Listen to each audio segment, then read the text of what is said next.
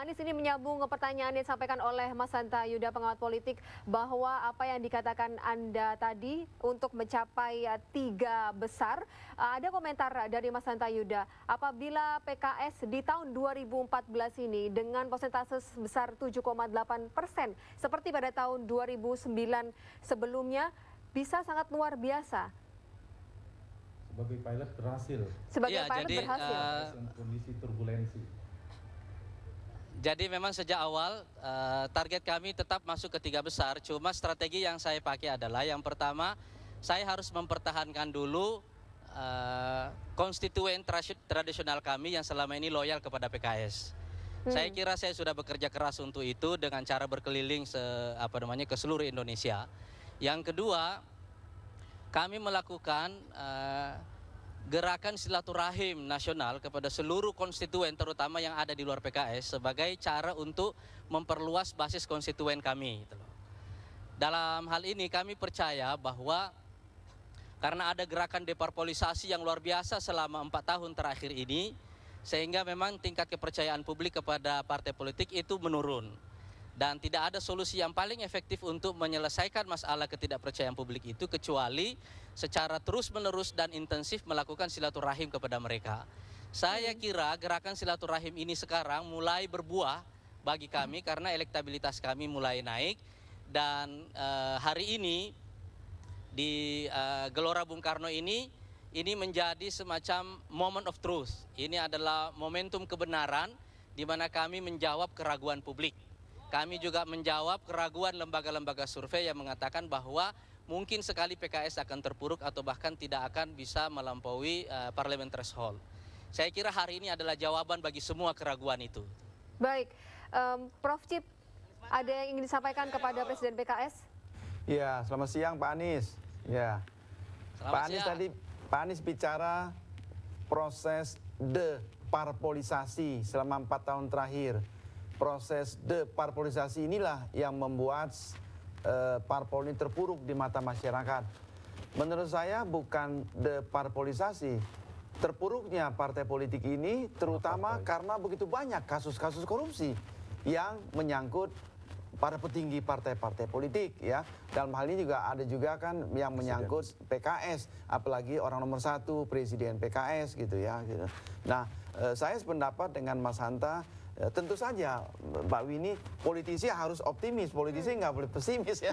Semua politisi gitu ya, sah-sah saja Pak Anies. Yang ingin saya katakan adalah ini tugas yang amat sangat berat karena Pak Anies ini harus melawan persepsi masyarakat yang tiba-tiba menjungkir balikan stempel PKS yang sebagai partai yang bersih, partai yang agamis gitu ya.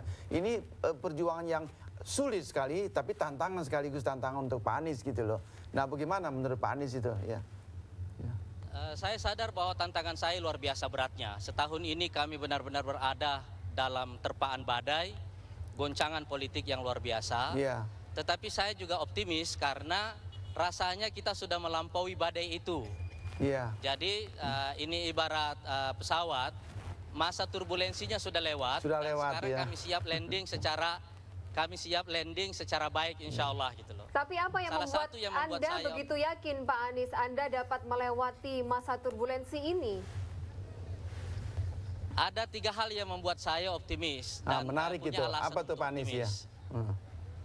Yang pertama, karena kami menang di banyak pilkada dalam 1 tahun terakhir ini. Iya. Dan salah satu yang paling fenomenal adalah kami menang di pilkada Gubernur Jawa Barat hanya selang 3 minggu setelah kasus Pak Lutfi. Dan kami menang lagi di pilkada Sumatera Utara hanya selang 5 minggu setelah kasus itu. Jadi kalau setelah 1 tahun 2 bulan kemudian rasanya kami bisa mencapai kemenangan yang lebih besar di pemilu legislatif. Itu satu. Yang kedua, saya juga melihat bahwa kader-kader PKS dan simpatisan ini bergerak secara sangat militan. Dan kami jauh lebih solid daripada sebelumnya. Saya selalu menyebut ini sebagai semacam tanda-tanda dari aroma kemenangan itu. Saya bisa merasakan, saya seorang politisi, saya punya feeling, saya punya intuisi. Saya tahu begitu saya bersalaman dengan kader, menatap wajah mereka, saya bisa tahu mereka punya confident, punya keyakinan atau tidak. Itu dua. Ya. Dan karena itu salah satu buktinya adalah hari ini.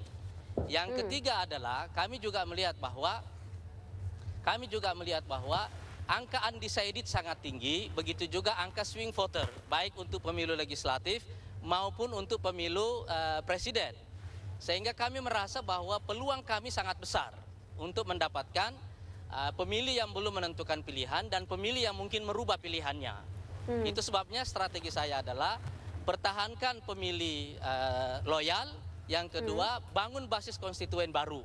Dan saya kira itu yang saya lakukan selama 1 tahun terakhir ini. Baik, ada sanggahan mungkin? Mbak Winnie, saya mau tanya begini, Pak Anies tadi singgung kemenangan PKS di Jawa Barat, di beberapa provinsi lain gitu ya.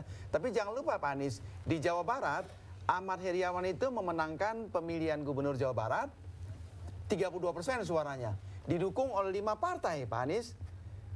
Lawannya, Rieke Diah Pitaloka, cuma 1 partai yang mendukung, PDIP. Dia meraih suara 29%. Cukup dekat loh Pak Anies. Waktu itu Pak Ahmad Heriawan itu 5 parpol yang mendukung. Bagaimana itu Pak? Saya tahu persoalan itu, tetapi yang ingin saya katakan di sini adalah bahwa kami mendapatkan kemenangan itu justru hanya 3 minggu setelah kami mendapati masalah. Betul. Itu poin saya gitu loh. Ya. Artinya kalau jaraknya sudah 1 tahun 2 bulan dengan pemilu legislatif, kami punya alasan untuk confident lebih besar. Itu aja, itu poinnya gitu loh. Oke. Jadi bukan siapa yang ada di bawahnya atau berapa persen yang kami dapat, gitu lah. Jadi alasan untuk optimisnya justru karena itu tadi, jaraknya sudah jauh, sehingga saya kira ada efek lupa. Yang kedua juga ada efek perbaikan diri yang kami lakukan melalui gerakan silaturahim. Dan jangan lupa, beberapa hari yang lalu, 2 minggu yang lalu, kami baru lagi memenangkan Pilkada Kota Padang. Iya, dia tahu. Jangan lupa itu. Sebelumnya juga Pilkada Gubernur Maluku Utara. Artinya apa? Kemenangan-kemenangan ini yang kita raih dalam situasi sulit di tengah badai seperti ini adalah pertanda bahwa kami tidak kehilangan kepercayaan publik. Dan saya ingin menjawabnya dengan action, bukan dengan bicara gitu. Iya. Baik, Mas Hanta ada tambahan? Selamat siang Pak Anies Mata. Saya senang dengan optimisme Pak Anies Mata. Pertama, kita akui ya, PKS itu Pak Anies Mata memenangkan selalu perolehan suaranya naik terus. Dari 99, 2004, 2009 itu naik. Tapi satu, kekuatannya, magnetnya, dia dianggap sebagai partai yang bersih anti korupsi. Itu brand kuatnya. Nah, saya ingin mengetahui, menurut Pak Anies Mata, di 2014, apa kekuatan magnetnya, atau PKS mau dikenal terasosiasi sebagai apa ketika disebut sebagai PKS? Bagus ini. Satu itu. Yang kedua soal boleh sekalian ya Pak Anies Mata. Yang kedua soal Jawa Barat. Kalau logika Jawa Barat, maka PKS bahkan tidak 3 besar, bisa 2 besar bahkan. Karena potensi pemilih Jawa Barat itu ada 20%. Pemilih secara nasional, lebih kurang seperti itu. Maksud saya, tidak bisa itu dijadikan ukuran sepenuhnya bahwa modalitas eksekutif di sana dipegang oleh PKS, tetapi pilkada juga belum tentu berbanding lurus dengan di legislatif, karena beda, karena basisnya tadi lebih ke figur ya, figur Ahmad Heriawannya, bukan kasus sama Heriawan pada saat itu, tapi ini kan PKS-nya. Jadi menurut saya berhati-hati juga bahwa pilkada itu bisa dijadikan modal, tapi jangan dijadikan alat ukur kekuatan partai. Dan satu lagi saya ingin sekedar menyampaikan, PKS sudah selesai urusan internalnya. Saya percaya bahwa PKS solid, di internalnya kuat, tapi lihatlah eksternalnya. Baca PKS melalui orang luarnya, tidak bisa dari kader-kadernya itu. Silakan Pak Anies langsung tanggapi. Saya kira 1 tahun ini isu korupsi sudah kami jawab dengan baik dengan melakukan langkah perbaikan di dalam maupun dengan secara terbuka saya minta maaf. Gitu ya. Itu satu, sehingga kami merasakan bahwa di lapangan saat ini itu tidak lagi menjadi masalah. Dan saya kira kita terbantu dengan efek lupa. Gitu ya. Itu satu. Yang kedua, saya juga sadar bahwa memang tidak dengan sendirinya kemenangan di pilkada itu akan mengantarkan kita menang dalam pemilu legislatif. Tapi poin saya adalah bahwa kami sudah punya modal yang cukup, yang kalau modal ini kita kelola dengan baik, rasanya lebih dekat kami menang dibanding kalau kami tidak menang dalam pilkada itu. Itu poinnya. Jadi ada modal ini tentu tidak satu-satunya modal, Tapi yang poin saya adalah bahwa kami bisa memanfaatkan modal ini untuk melakukan ekspansi lebih jauh. Apalagi kemenangan ini dekat jaraknya dengan pemilu legislatif.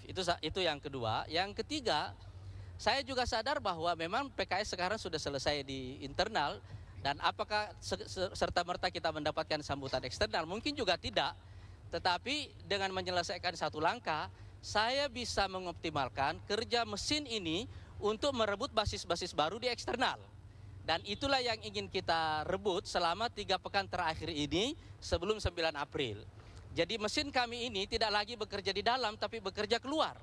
Dan Anda bisa membayangkan efek dari kerja mesin ini kalau tidak lagi ke dalam, tetapi sepenuhnya keluar. Ya.